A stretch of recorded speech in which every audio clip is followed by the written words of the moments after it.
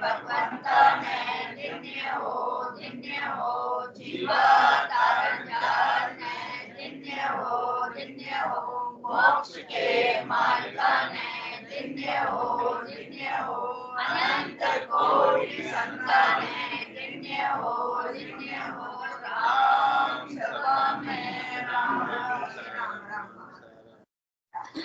शरणो सतगुरु दयाल को मुकर हरि नाम नित पद संगत साध किया जीवन मोक्ष सुख राम अरवे पद परकाश के दायक सतगुरु राम अनंत कोटि जन सायके दायक रूप नाम सतगुरु को एको शब्द मन कोई लेवे मान तो सहज होत है संत दास मुश्किल सो आसान भक्ति भक्त भगवंत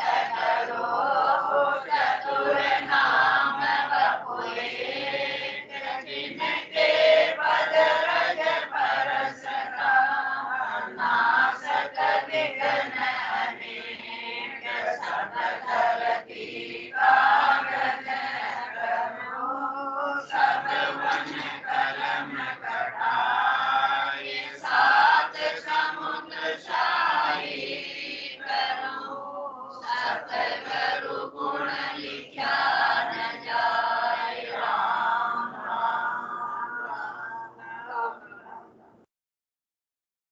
आप सभी के अंदर विराजमान परमात्मा के पावन चरण प्रणाम। राम राम राम। आनंद श्री सतगुरु सुखराम जी महाराज की 98 वाणी। हतगुरु पारक का अंग चल रहा है।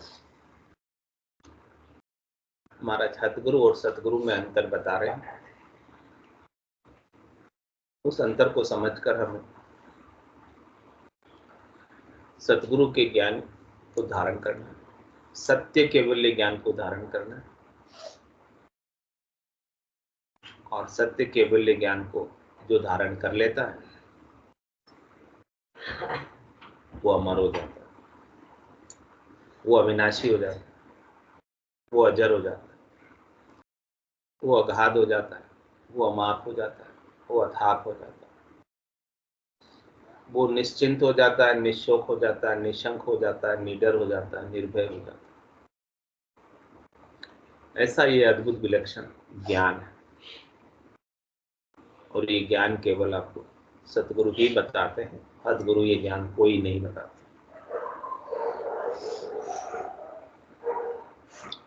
सतगुरु हद के सुख बताएंगे, हद की क्रियाएं बताएंगे, हद की करनियां बताएंगे और जो करने से प्राप्त होता है वो मिट भी जाता है। जो करण साध्य है, तो जो जाता है वो हमेशा टिकता नहीं है, रहता नहीं है। जो करण साध्य नहीं है, जो करने के द्वारा नहीं सदता है, जो पहले से ही सधा हुआ है, उसका जो बोध कराते हैं वो सतगुरु।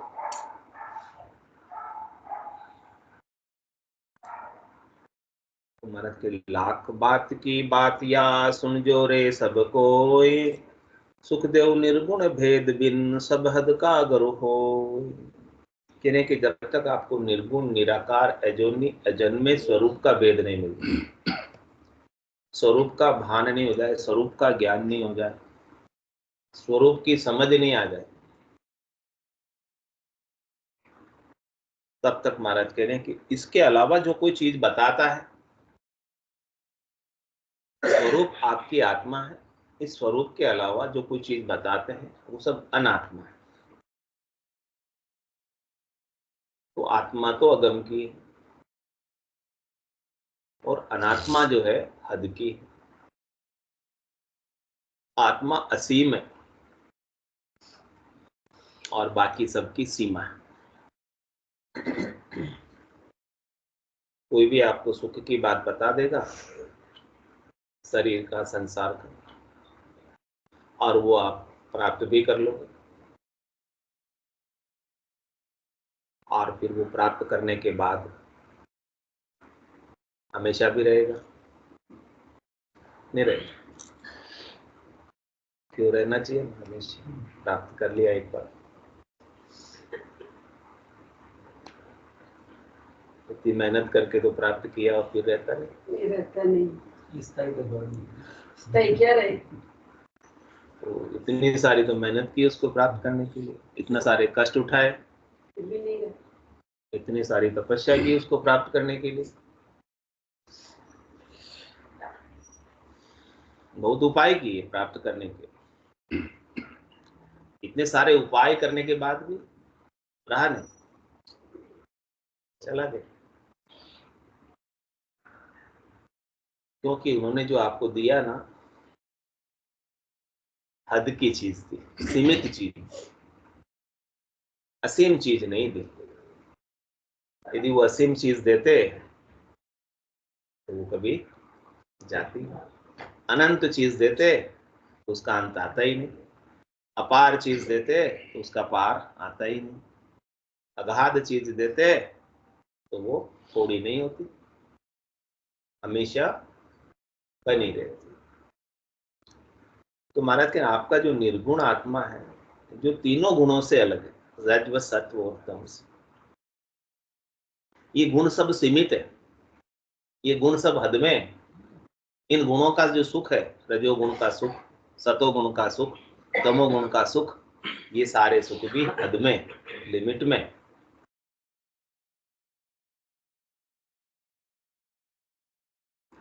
तो वो निर्गुण के भेद के बिना जो गुणों से परे है, जो गुणों के रहित है, उसका भेद जब तक नहीं मिले तब तक सब चीजें काल के अधीन है, सब चीजें समय के अधीन है, और काल समय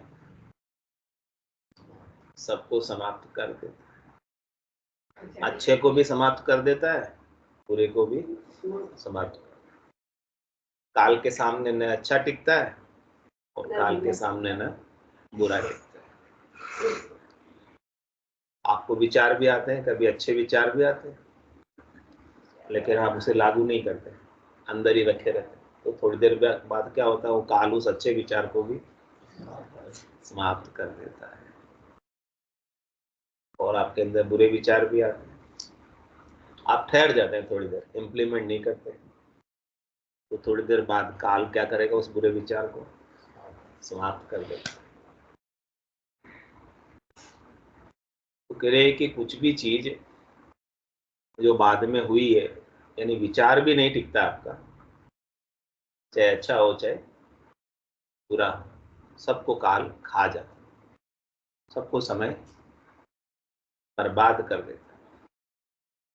लेकिन इस अविनाशी को, इस आत्मा को, इस स्वरूप को, इसका बाल भी बाका नहीं कर सकता। काल की ताकत नहीं कि वो इसका बाल बाका कर सके, क्योंकि वो कालातीत है, काल की पहुंच में नहीं है, काल के एरिया में नहीं है, काल के जुरिडिक्शन में नहीं है, काल के क्षेत्राधिकार में नहीं है। उसका काल क्या बिगाड़ेगा? तो जब तक ऐसा निर्गुण का भेद नहीं है, जो गुणों से परे की चीज आप हैं, जो गुणों से परे आपका स्वरूप है,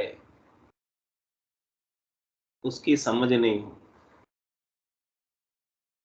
तो अन्य बातों की समझ कराने वाले अध के गुरु हैं सब, और स्वरूप की बात बताने वाले सत के गुरु। ये महाराज ने कहा लाख बात की एक।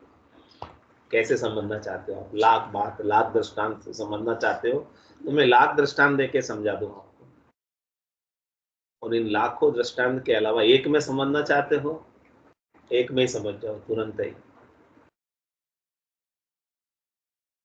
जो आपके स्वरूप की बात करेगा वो सतगुरु है, और स्वरूप के अलावा जो बात करेगा अद्गुरु। स्वरूप के अलावा आप कुछ भी प्राप्त कर लोगे ना, वो आपका टिकेगा नहीं, रहेगा नहीं। थोड़ी देर के लिए संयोगी संबंध बनेगा और वो थोड़ी देर बाद संयोगी संबंध वियोग में के साथ बदल जाएगा। लेकिन हमें तो हमेशा हमेशा का सुख, लील विलास, आनंद चाहिए। जो सुख चाहे तू सदा, शरण राम की ले के नानक मेरे मना। ये दुर्लभ मानुष सुख का सागर राम है, दुख का भंजनहार। राम चरण तजिए तजिए बारंबार उस सत का ही सुमिरन करो, बारंबार उस सत को ही याद करो।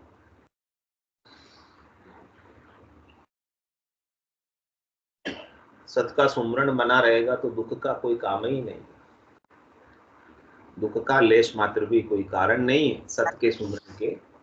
सत का सुमरण छूट जाता है, सत की याद छूट जाती है, स्वरूप को भूल जाते हैं, इसीलिए दुख आता है। दुख सब आपके मन में है और सुख भी सब आपके मन में है। स्वरूप आपका मन से अलग है। मन कभी अच्छा होता है, मन कभी बुरा होता है, लेकिन स्वरूप न अच्छा है और न बुरा है, एक जैसा है। स्वरूप की अवस्था हमेशा एक जैसी रहती है, कभी बदलती ही नहीं, अपरिवर्तनशील है। बाकी स्वरूप के अलावा रूप सारे परिवर्तनशील है, रूप सब बदलते हैं। बचपन में आपका रूप कैसा सुंदर था, आज रूप आपका कैसा हो गया, और कल आपका रूप और कैसा हो जाएगा। प्रतिपल रूप आपका बदल रहा है, लेकिन स्वरूप एक जैसा। तो महाराज कह रहे आपकी दृष्टि को रूप से हटाकर स्वरूप पर कर लो, न बदलने वाले पर कर। बदलने वाले पर दृष्टि रहेगी तो दुख ही पाओगे, भले इसे कितना ही सजाने का, कितना ही संवारने का, कितना ही बचाए रखने का प्रयास कर लो, लेकिन ये बचने वाला, रहने वाला है ही नहीं। इसका गुणधर्म ही नहीं है रहने का, इसकी प्रकृति नहीं है रहने की, इसका स्वभाव ही नहीं है रहने का, इसका स्वभाव ही बदलने का है। जिसका स्वभाव रहने का है, जिसका स्वभाव न बदलने का है, उस ओर हमारा ध्यान ही नहीं, उस ओर हमारी दृष्टि नहीं। तो सदगुरु हमारी दृष्टि को, सदगुरु हमें ऐसी ज्ञान दृष्टि देते, दिव्य दृष्टि देते, ब्रह्म दृष्टि देते, सुरत दृष्टि देते, कि हमारी दृष्टि, हमारी सुरता, हमारा ध्यान, हमारी निरता हमारे स्वरूप पर लग जाती है। फिर रूप की परवाह, रूप की चिंता, रूप के सुख, रूप के दुख का महत्व ही हमारी बुद्धि में से समाप्त हो जाता है। फिर जो कुछ भी आपके पास है वही पर्याप्त हो जाता है, खूब हो जाता है। और जो कुछ नहीं है आपके पास, उसके लिए कड़पते नहीं, उसके लिए दुखी नहीं होते, उसके लिए परेशान नहीं होते, क्योंकि आपको पता हो गया कि मैं मेरे स्वरूप के अलावा कुछ प्राप्त कर ही नहीं सकता। जो कुछ प्राप्त करूंगा वो मुझे यहीं छोड़कर जाना होगा।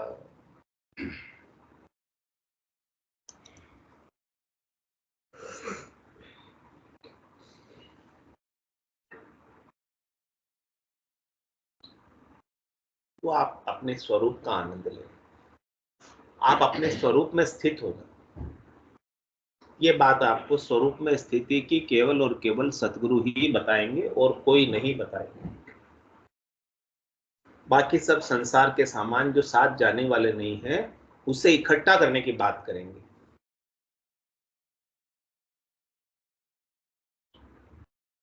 और वो सामानों को आप साथ लेके चले जाएंगे।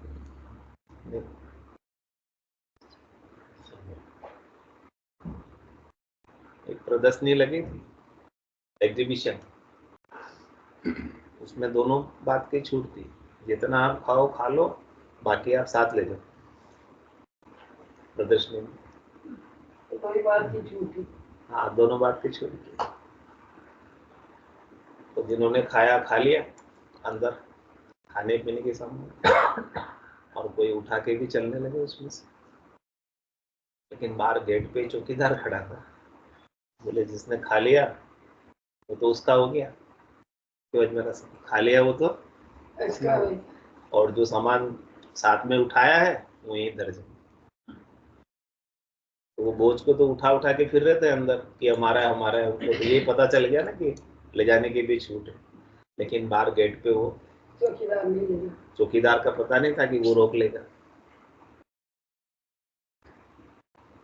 ऐसे अपन संसार के अंदर सारे सामानों को उठाते उठाते फिरते हैं, उनका बोझ अपने ऊपर, लेकिन लास्ट में जब जाते हैं तब यही छोड़ लेते हैं, तब यही कुछ भी नहीं छोड़ता है, चीज जो होता है शरीर पे वो भी उतार लेता है। हाँ, तो यही छोड़ के जाना पड़ता है। संसार वाले सब उतार लेते, कोई साथ लेकर, लेकिन बोझ तो अपन उठाते फिरते अंदर ही, हमारा है हमारा है, हम साथ ले जाएंगे। लेकिन वो रोक लेते हैं, कोई ले जाने देते नहीं। ले जाके तो देखो, लेके लेके ले जा ऊंचाई महाराज कह रहे हैं कि सुखदेव निर्गुण भेद बिन सब हद का गुरु हो। इसलिए जो दूसरी चीजें साथ नहीं जाती है उसकी बात बताते हैं, वो सब गुरु हद के, और जो साथ जाती है आपके वो सत्य के गुरु, वो बात बतावे वो सत्य के गुरु। खट दर्शन गुरुदेह का सुन ली जो सब कोय, सुखिया गुण फल देते हैं हद का हद में हो। क्या कह रहे हैं, खट दर्शनी की बात करें। जोगी, जंगम, सेवड़ा, सन्यासी, दरवेश, ब्राह्मण, ये सब गुरु है। आपको 3 लोक 14 भवनों में शरीर संसार के सुखों की बात बताते हैं, किस प्रकार से आपको इस संसार में रहना है सुखपूर्वक, तो वो सब सुख प्रदान करते हैं।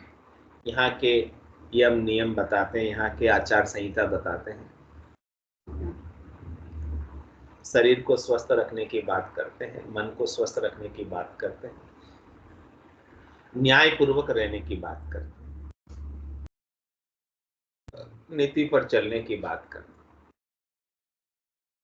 ये सब बातें अच्छी, लेकिन महाराज कहते हैं कि इन सब को कर लेने से आपको मरने से मुक्ति नहीं होगी, मरने का भय नहीं जाता, मरने का डर नहीं निकलता जब तक आप अपने स्वरूप पर नहीं आते।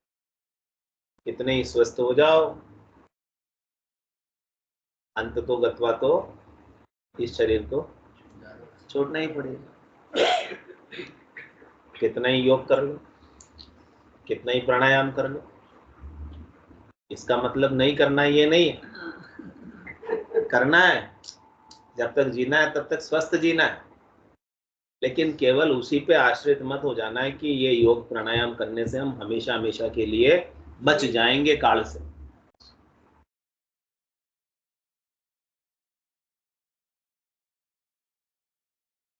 कोई भले बहुत लंबे समय तक भी बच जाए, लेकिन महाप्रलय में तो उसे जाना ही पड़ेगा। अमर तो नहीं हो सकता ना, अमर तो सदगुरु के सत्य केवल ज्ञान से ही हो सकता है।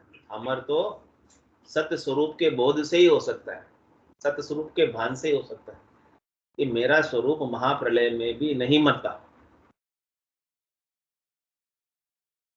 ये बात समझ आनी चाहिए। महाप्रलय भी मेरे स्वरूप का कुछ नहीं बिगाड़ सकता।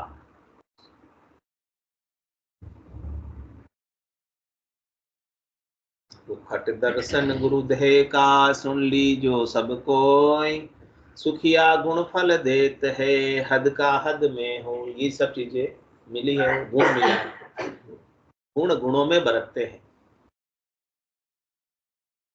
माया माया में बरतती है। गुण किसके हैं? सब माया के। तो गुणों के फल ब्रह्म के हो जाएंगे।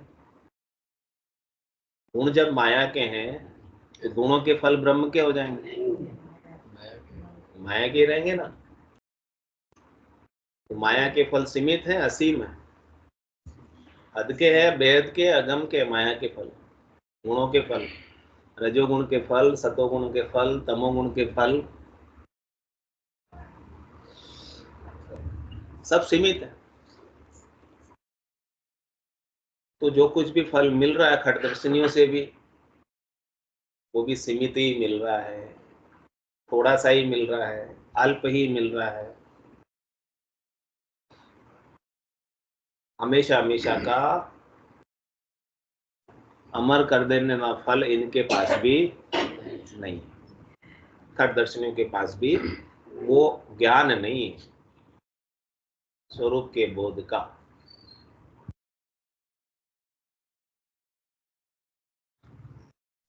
बैरागी गुरु वेश का जोशी पाड़े नाम, विद्या का गुरु से बड़ा आरे का गुरु गांव। सबके अलग अलग काम बता दिए। बैरागी जो है वेश के गुरु, वो आपको वेश दे देंगे। अपने अपने मत के, पंथ के, संप्रदाय के वेश पहना देंगे, कपड़े पहना देंगे रंगाकर।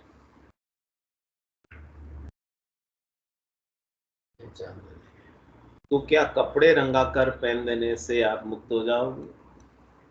आपके भ्रम मिट जाएंगे, आपकी अज्ञानता मिट जाएगी, आपकी नादानी ना समझे मिट जाएगी। तो पंथ की पहचान। मूंड मुंडाने हरि मिले तो मैं भी मूंड मुंडाए, बार बार के मूंडते बेड़ने बेकुंड जाए। मूंड मुंडाने से हरि मिल जाए तो मैं भी मुंडवा लूं, कबीर साहब कह रहे। हाँ, बेड़ की तो बार बार साल में 2 बार ऊन उतरती है, लेकिन मूंड मुंडाने से मिल जाते तो उनको भी मिल जाते। इसलिए सांग पहनने से, कपड़े पहनने से, वैरागी बन जाने से, कपड़े पहनकर, या सन्यासी बन जाने से, गृहस्थी का त्याग करके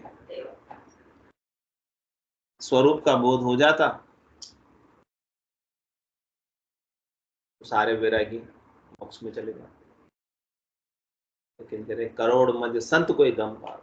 संतों में, साधुओं में करोड़ों में से कोई इस स्वरूप की प्राप्ति करता है, सब नहीं कर पाते। जिनके ऊपर राम जी की विशेष कृपा हो जाती है उन्हें ऐसे सद्गुरु मिलते हैं, ऐसे सद्गुरु का केवल्य ज्ञान मिलता है, ऐसे सद्गुरु का स्वरूप बोध होता है। तब न जाकर वो अपने स्वरूप में स्थिति बना पाते हैं, वो अपने स्वरूप में टिक पाते हैं, रह पाते हैं, स्थित हो पाते हैं। और जो स्वरूप में टिक गया, स्वरूप में रह गया, वो परमात्मा में टिक गया, परमात्मा में रह गया। अब किसकी चित्त की वृत्ति स्वरूप से हटकर अन्य में रह गई, तो अंत काल में होती वासना, जहाँ में वासा पाया, कै सुखराम वासना ऊपर कर सवारी आया। ये जीव किसकी सवारी करता है? वासना की सवारी करता है। इसके जैसी जैसी वासना से वासित रह जाता है, वैसे वैसे शरीर को वो, वैसी वैसी योनि को वो पा लेता है। अंतमति सो। तो अपने को तो ऐसा काम करना कि हमारी सारी वासना, इच्छा, आशा, तृष्णा, कामना, मनोरथ, मनोकामना, संकल्प, विकल्प सब समाप्त हो जाए, रहे नहीं कुछ, और हम हमारी स्थिति को स्वरूप में बना लें। केवल कपड़े रंगा कर पहनने से काम बनने वाला नहीं। तो वैरागी गुरु वेश का जोशी पाड़े नाम। महाराज कह रहे कि ब्राह्मण जो है, जोशी जो है, आपका नामकरण संस्कार कर देगा। किसका नाम निकालेगा वो? आत्मा का। आत्मा का निकालता होगा ना? नहीं, शरीर का ही निकालेगा, आत्मा का नाम नहीं निकालता। जीव को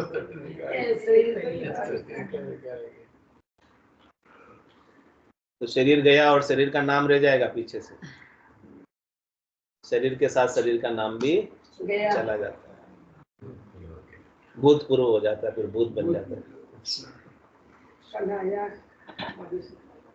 तो महाराज कह रहे कि जो जोशी ने आपका नाम पढ़ा है वो नाम तो हमेशा रहेगा। फिर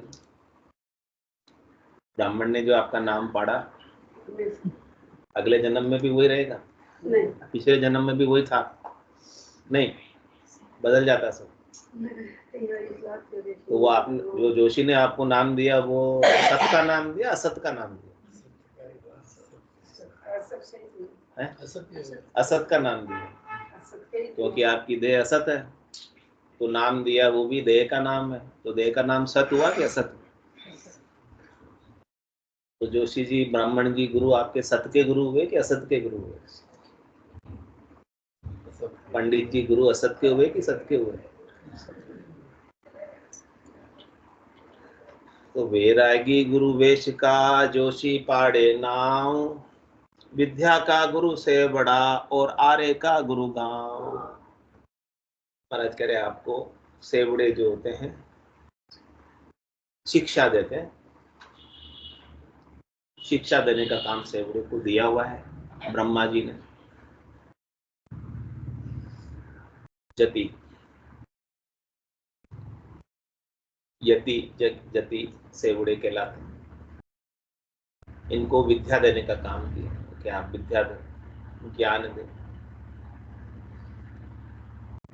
ताकि आप संसार में सुखपूर्वक रह सकें। महाराज फरमाने की जो विद्या 52 अक्षरों में देने में आती,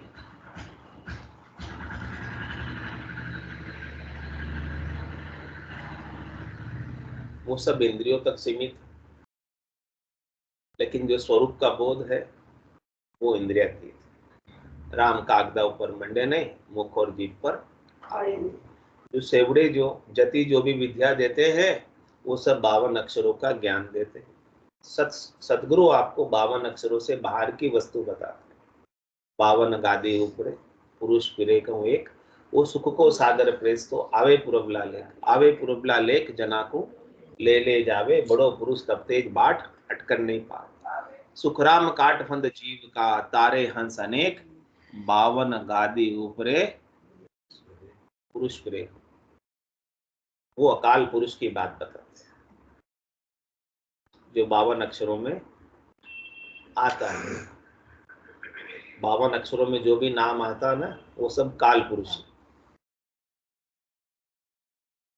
जो 52 अक्षरों में नहीं आता वो अकाल पुरुष है। तो विद्या जितनी भी लिखने में, बोलने में, सुनने में, करने में आती है, उनको देने वाले गुरु भी किसकी शिक्षा देते हैं? अकाल पुरुष की शिक्षा देते हैं या काल पुरुष की शिक्षा? काल की शिक्षा देते हैं।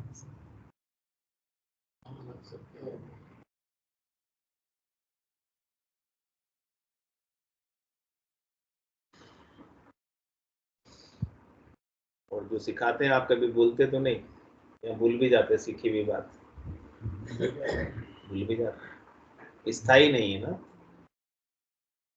सीखी हुई बात भूल जाते।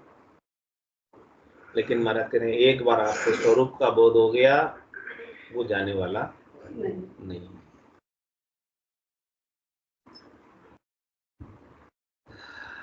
वो कह रहे आर्य का गुरुग्राम।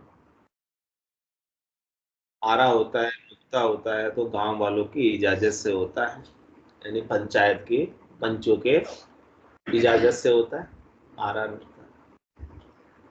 तो महाराज कह रहे कि पंच पंचायत भी आपको हद के ही व्यवहार बताती है, गांव में कैसे रहना है वो नीति नियम चलाती है।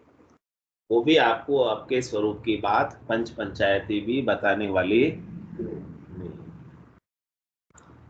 इसलिए करें पंच पंचायती में भी आपको ज्यादा, लेकिन हम तो उसी में उलझे रहते हैं। पंचों ने कह दिया बात सही, 5 जनों ने मिलके कह दिया सही, हमारा क्या वो भी पंच पंचायती वाली बात भी सब झूठी है, सदगुरु ने कही वो बात सही।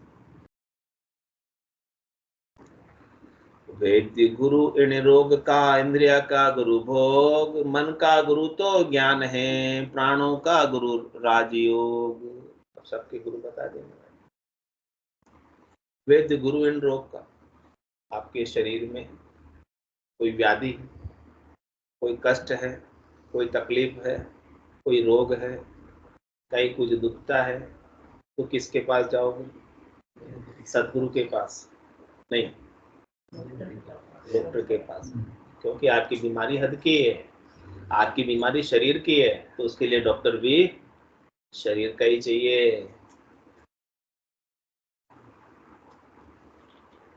सदगुरु आपके शरीर की बीमारी को ठीक नहीं कर सकते, नहीं कर सकते। अलग चाहिए। हाँ, शरीर की बीमारी शरीर का डॉक्टर ही ठीक करेगा। ऐसे ही महाराज में आत्मा की बीमारी डॉक्टर ठीक नहीं कर सकता। आत्मा के जो बार बार जन्मने और मरने का रोग लगा हुआ ना, उसका इलाज सदगुरु के पास ही है, डॉक्टर के पास नहीं। दोनों अलग अलग विभाग हो गए ना, दोनों का अलग अलग अपना काम हो गया। अब आपके शरीर का रोग ठीक कराना है तो कहाँ जाना है? सदगुरु के पास या डॉक्टर के पास? डॉक्टर के पास। और आत्मा का रोग जन्मने मरने का मिटाना है तो डॉक्टर के पास मिटाएगा या सदगुरु मिटाएंगे? अब समझो इस बात, जैसा आपको काम कराना है, डॉक्टर तो एक बार ठीक करके होके आ जाओगे आप, फिर तो बीमार नहीं पड़ोगे ना। एक बार हॉस्पिटल से छूट के आ गए, भर्ती हुए, छूट के आ गए, फिर तो भर्ती होने की कोई संभावना नहीं है ना, नहीं है। लेकिन सदगुरु ने एक बार आपको स्वरूप का बोध करा दिया ना, फिर आप जन्म मरण में नहीं आए। ये सदगुरु का जो ज्ञान है वो परमानेंट है, डॉक्टर का जो इलाज है वो परमानेंट नहीं है, वापस रोग लग जाएगा शरीर। तो डॉक्टर भी हद का ही है, सत का नहीं है, असत का ही है डॉक्टर भी, झूठ का ही है, झूठे शरीर का ही है डॉक्टर भी। लेकिन जब तक ये झूठा शरीर है तब तक तो इलाज करा ही लेना चाहिए। जिस दिन नहीं रहेगा उस दिन फिर इलाज कराने की जरूरत नहीं रहेगी। तो वैद्य गुरु इन रोग का, इंद्रिया का गुरु भोग। हमारा कहना है कि इंद्रियों का गुरु भोग है। इंद्रिया किससे खुश होती है? भोग पाने से। रसना इंद्रिय किससे खुश होती है? 56 भोग, अलग अलग प्रकार के खटरस, खट्टे मीठे चटपटे, हाँ, ये सब स्वाद आते हैं, अच्छे लगते हैं। ये सब स्वाद आ रहे हैं तो किसके आ रहे हैं? तो इंद्रियों के स्वाद, शब्द के स्वाद आ रहे हैं, रूप के स्वाद आ रहे हैं, रस के स्वाद आ रहे हैं, गंध के स्वाद आ रहे हैं, स्पर्श के स्वाद आ रहे हैं। किसके स्वाद आ रहे हैं? इंद्रियों के स्वाद। ये भोग जितने भी हैं वो सब किसके हैं? हद के हैं, इंद्रियों के हैं, मन के हैं। इंद्रियों का राजा मन है। ये सब भोग हद के हैं। इन सब भोगों को भोग कर भी ये भले कितने ही मिल जाए आपको, आप सुखी हो जाओगे अधिक मिलने से? उलझ जाएंगे। तो महाराज कह रहे हैं कि ये भी सब हद की चीजें कितनी प्राप्त हो जाए तो भी आप मुक्त नहीं हो सकते, निश्चिंत नहीं हो सकते, निशोक नहीं हो सकते, निर्भय नहीं हो सकते, निडर नहीं हो सकते।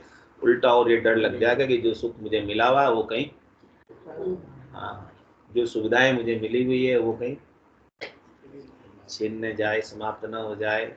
जो आराम मुझे मिला हुआ है शरीर का, तन का, मन का, वो कहीं चला न जाए। बोलो राम राम सतगुरु सतगुरु देव जी महाराज ने धन्य हो परम दयाल सतगुरु सुखराम जी महाराज ने धन्य हो अनंत श्री सतगुरु सुखराम जी महाराज के ज्ञान सत्स्वरूप भगवान ने धन्य हो केवली भगवंता ने धन्य हो जीवा तारण जहाज ने धन्य हो मोक्ष के मार्ग ने धन्य हो अनंत कोटि संतान ने धन्य हो राम सभा में राम राम सा